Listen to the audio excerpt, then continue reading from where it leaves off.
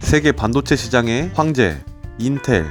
하지만 이 거대한 제국의 시작이 사실은 누군가의 철저한 노예 계약에서 비롯되었다는 사실 알고 계셨나요?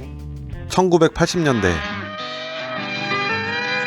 So I said to her, why don't look how Dad's dressed. Snazzy. The cows won't recognize him. I'm going to talk to IBM about a computer for our farm. IBM? A computer? It's a special demonstration. I'm invited. I'm going. Okay? Okay. Okay? Okay. As innovation brings down the cost of computers, more and more small businesses have an opportunity to put this technology to work for them. Where you headed, Jeff? A meeting with IBM. Well, excuse me. And if you've never worked with computers before, we'll teach you the basics. Soon you'll actually be able to demonstrate it to yourself. I think I've got it. This can help cut my costs. These are your thought, Jeff? My cows are about to enter the computer age. You think they're ready? They'll be tickled pink. Computers for people who never thought they could afford them, but can. IBM, helping put information to work for people. 컴퓨터 세상의 신은 IBM이었습니다. IBM은 당시 보잘것없던 영세업체 인텔의 팔목을 비틀며 말도 안 되는 조건을 내겁니다. 니네가 만든 설계도를 경쟁사들에게 공짜로 다 풀어라. 싫으면 내일부터 니네 물건 안 쓴다. 라는 협박이었죠. 내 자식 같은 기술을 남의 손에 강제로 넘겨줘야 했던 인텔. 그들은 이 굴욕을 견디며 무려 20년을 기다렸습니다. 그리고 마침내 거인 IBM의 목줄을 거꾸로 쥐게 되는 순간이 찾아옵니다. 비즈니스 역사상 가장 잔인했고 가장 처절했던 을의 반란. 인텔이 어떻게 IBM의 갑질 속에서 살아남아 역전의 한 방을 날렸는지 흥미진진한 비즈니스 전쟁사를 파헤쳐 봅니다. 1980년 개인용 컴퓨터 시장 진출을 선언한 IBM 앞에는 두 개의 선택지가 있었습니다. 당시 기술력으로 정점에 서 있던 모토로라, 그리고 기술은 좀 뒤처지지만 절박했던 인텔이 있었죠. 객관적인 성능만 보면 모토로라의 압승이었습니다. 하지만 IBM의 선택은 뜻밖에도 인텔이었습니다. IBM은 파트너가 아니라 부품 공급원이 필요했습니다. 모토로라는 이미 거대 기업이었고 자기 주관이 뚜렷했죠. IBM 입장에선 다루기 까다로운 상대였습니다. 반면 당시 인텔은 경영난에 허덕이며 IBM이라는 동아줄이 간절했던 상황이었습니다. IBM은 생각했죠. 우리가 키워주면 시키는 대로 다 하겠지? 라고요. 이것이 비극의 시작이었습니다. IBM은 인텔을 선택하는 조건으로 독소 조항을 내겁니다. 바로 세컨드 소스 정책이었죠.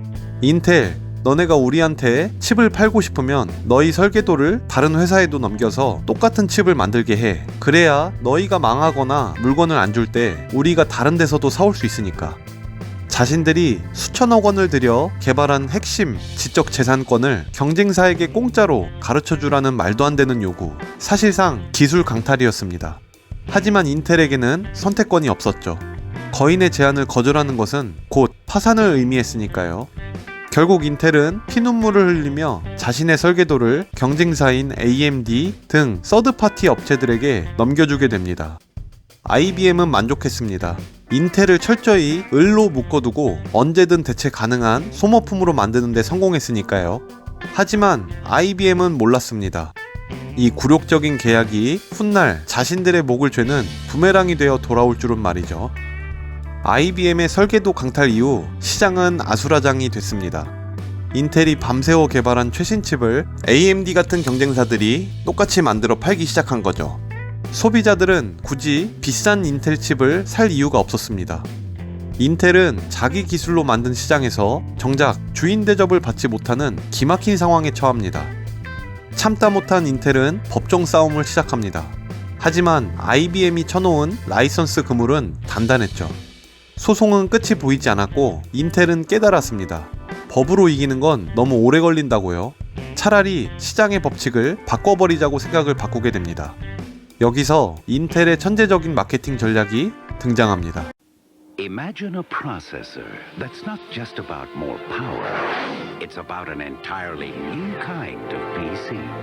One that responds instantly to whatever you ask of it. One that breathes new life, a new spark into all your software.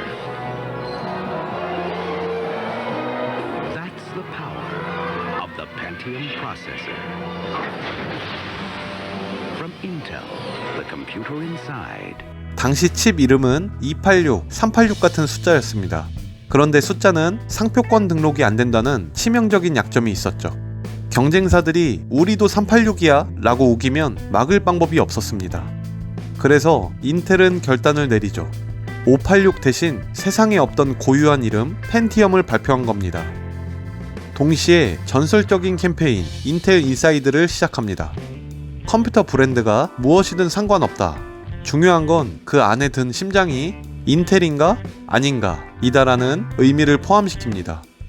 이때 소비자들의 뇌리에 인텔이 아니면 진짜가 아니다라는 인식이 생겨나게 됩니다. IBM의 호환기종 전략으로 이름도 없이 사라질 뻔한 인텔이 이제 IBM이라는 껍데기보다 더 유명해지기 시작한 순간입니다. 인텔은 20년 동안 IBM의 노예 노릇을 하며 벌어들인 막대한 돈을 오로지 다음 세대 기술과 브랜드에 쏟아부었습니다. IBM이 깔아놓은 판에서 IBM의 뒤통수를 칠 준비를 마친 것이죠. 이제 거인의 목소리는 점점 작아지고 인텔의 포효가 시장을 뒤흔들기 시작합니다.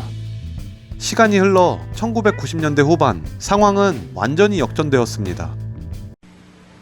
Taking your business on the road can be a cumbersome task, and productivity can easily fall off. Convertible. One computer for people who really need two. 이제 사람들은 컴퓨터를 살 때 IBM 제품인가를 묻지 않았죠. 대신 그 안에 펜티엄이 들어있는가를 확인했습니다. IBM이 설계도를 강제로 풀게 하며 인텔을 묶어두려 했던 20년의 시간이 끝나가고 있었습니다. 드디어 약속된 20년이 지나고 라이선스 계약 만료일이 다가왔습니다. IBM은 당황했죠. 이미 시장은 인텔의 펜티엄 중심으로 돌아가고 있었고 IBM조차 인텔의 최신 칩 없이는 PC를 만들 수 없는 처지가 됐으니까요. 과거 IBM이 휘둘렀던 라이선스 강제 개방이라는 채찍은 이제 인텔의 손으로 넘어왔습니다. 인텔은 단호했습니다. 이제 더 이상의 기술 공유는 없다. 인텔은 차세대 칩에 대한 라이선스를 철저히 통제하기 시작했고 IBM은 더 이상 인텔의 팔목을 비틀 수 없었습니다. 오히려 IBM이 인텔의 눈치를 보며 칩을 구걸해야 하는 상황이 벌어진 것이죠. 20년 전 인텔의 영혼을 팔게 했던 IBM의 오만함이 불러온 처참한 결과였습니다. 결국 어떻게 됐을까요? PC 시장의 절대 강자였던 IBM은 주도권을 완전히 잃고 2005년 자신들의 상징이었던 PC 사업부를 중국의 레노버에 매각하며 역사의 뒤안길로 사라집니다. 반면 인텔은 인텔 인사이드 제국을 건설하며 전 세계의 IT 산업의 심장이 되었습니다. 20년의 굴욕을 견딘 끝에 얻어낸 완벽한 승리였습니다. 비즈니스 세계에서 영원한 값은 없습니다. 인텔은 가장 고통스러운 순간에 기술을 연마했고 브랜드라는 방패를 만들었죠. 지금 혹시 누군가의 갑질에 팔목이 비틀리고 계신가요? 인텔의 이 독한 20년을 기억해보세요. 실력을 갈고 닦으며 기다리는 자에게 복수의 시간은 반드시 찾아올 테니까요.